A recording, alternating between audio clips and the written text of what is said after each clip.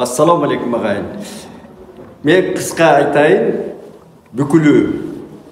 Кечөтөн бері абдан чоң талқыланып жатат мына биздин интернет желілерінде. Биздин жогорку кеңештин спикери Шакиев Нурланбек менен Примов деген депутаттын жанагы туунун кебете кешбирин кыргызча айтканда өзгөртөлдү деген. Мен толугу менен кошулам.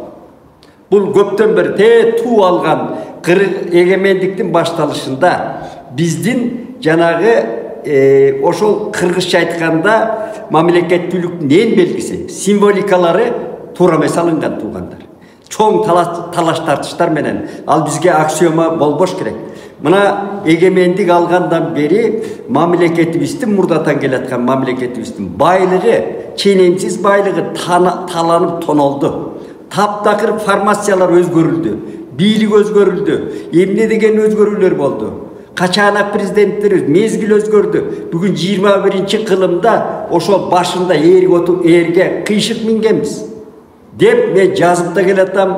Мына 3 эң белгини тууну желек эмес, туу деш керек. Тууну, гербти, анан гимнди өзгөртүш керек.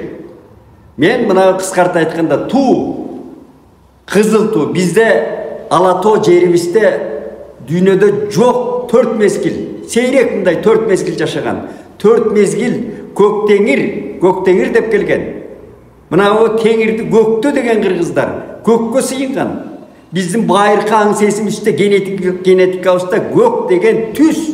Ал кочкул көк эмес, жанагы түштүк тараптагы траурный свет деп атпайбы, өң деп атпайбы. Өзбектер түштүк тараптагылар. Жок, андай кочкул көк эмес, чаңкайган асмандын көгүнө сыйынган кыргыз. Ошону ардактаган. Көк, ак деген, Кудайды кыргыз ак деген. Ак түстө болуу керек, көк түстө болуу керек. Мейли ата-бабаларыбыздын каны төгүлгөн кызыл түстө болуу керек. Стандарт дейт. Мына ошондой биздин өзүбүздүн түзүүбүзгө келишибиз керек. Мына казак туугандар барганда чоң аалымдар айткан мага, биз силер туун алып атканда кыйпылыктап отурдук. Силер кызылды алганда биз төлөө бергенбиз деп. Алар көктү алды. Мына казак кыргыз эгиз эл. Анан гербти алалы. Герб деле бир мындай примитивдүү да орусча айтканда.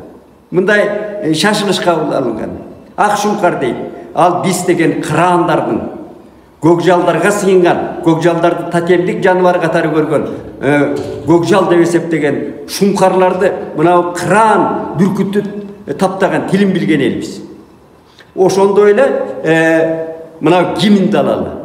Гимнде комуз күйлөрүнүн манас айтуу жанагы ыкмалары, мотивтери барбы ошо? Үнү барбы кыргыздын?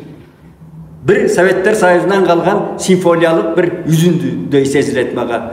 Текст дагы мына bir куплетин алып салды, тексттан чейин эмес. Ошон үчүн кайрадан карай турган мезгил келди. Муну колдошубуз керек. Мен ушуну айтайын дедим, туугандар.